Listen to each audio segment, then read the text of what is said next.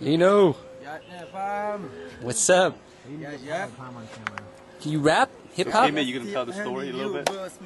I think the York is better. Yo man, ok só poser yo tout les poser tout les parce que zina pays ça son pays pas j'aime comprendre.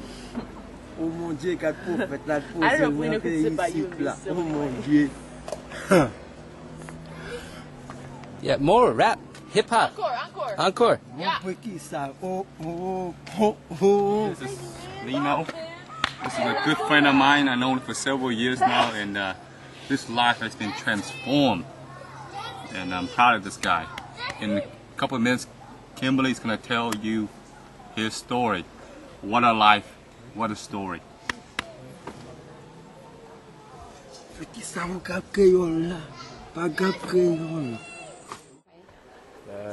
Okay, so Leno says that his parents died when he was 17 years old, and he has a brother that lives in this area, and that's why he came to this area. His uncle lives in Port-au-Prince, but I don't know if he stayed there at all. First time I remember Leno was probably maybe 8 or 9 years ago. Yes. I think, something like that.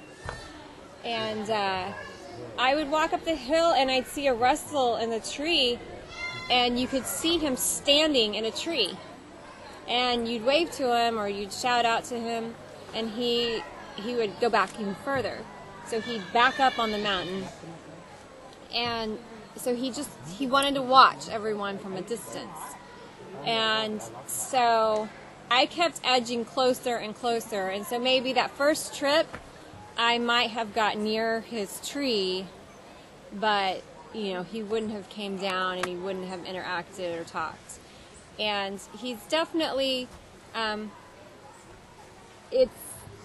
mean, nobody knows, of course, but the amount of malnutrition here, it's probably due to malnutrition that he has some form of brain damage or something where he's not quite right, and it's impossible for him to stay in school, and the kids all make fun of him and everything. So he would stay at a distance, and the kids would yell, and he was kind of, I know it's not politically correct, but maybe kind of like the village idiot. And he really didn't have very many friends, or, you know, nobody really treated him well. And as far as, you know, the locals or the kids. So then the next trip he came a little bit closer, and I would say, Leno! Yeah. And he would say yes. And I'd say, how are you? Fine. He'd say fine. So we got that little exchange down. And then he would come closer, and sometimes he would sleep at I thought it was his uncle's house, maybe it was his brother's. But he would sleep there a few nights on the floor, and then, or he might stay there a couple of weeks. And then maybe a couple of weeks he would sleep up here in the trees somewhere, or maybe stay down at Joe Danny's on the floor, on the porch. So he just kind of roams. And we asked a long time ago if, you know, we built him a little hut, if, you know, if that would be something good for him. And they said that he's really not capable of maintaining it himself, and that he wouldn't stay there if we built it for him. So we just haven't. It's not that we wouldn't have, but it's just not, you know, likely that he would use it. So sometimes he sleeps in this broke down Pajero, or it's an SUV. So he sleeps there a lot. He'll sleep at Joe Danny's house still. But every year he got a little bit more, engaging with people. And then one of the first trips where he saw some of the kids massaging me, and so he came up and he massaged me, and I got to be honest, it was quite horrible. But I told him it was great work. I told him he did, bon travail, and he was so proud. And that was probably the first time he ever touched me or came, close enough. And so then, then I would say, I need you to work on my shoulders. And so then it kind of became a game, or, it was a thing. And he takes great pride in what he does. And so now he washes the car every day. He basically, if you give him a job to do, he'll do it. He's a super hard worker. You work hard, right, Leno? Yes.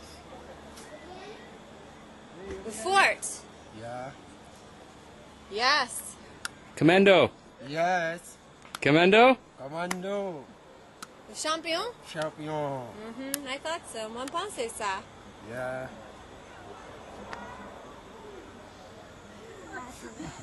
Leno, really relax. Relax.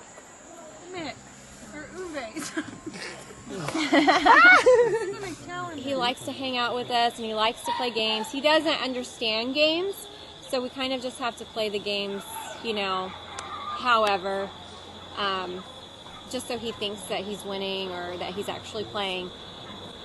And he can tell you that he knows how to count or that he can play cards, and he really doesn't know much of anything. But he is the sweetest guy, and we have a lot of fun with him. And I think since we've been coming, most of the kids have changed their attitude, at least the ones that live here. They've changed their attitude for the most part, and they treat him so much better. And, you know, he's just one of the family now. I mean, like, he's part of us. Right? Yeah. Yes. Ou famille, moi? Yeah. Yes. Ou vraiment, moi? Yeah. Moi, vraiment, ou? Yeah. Ou vraiment, Kaya? Yeah. Yeah. Ils sont jeux. Yeah. Yeah.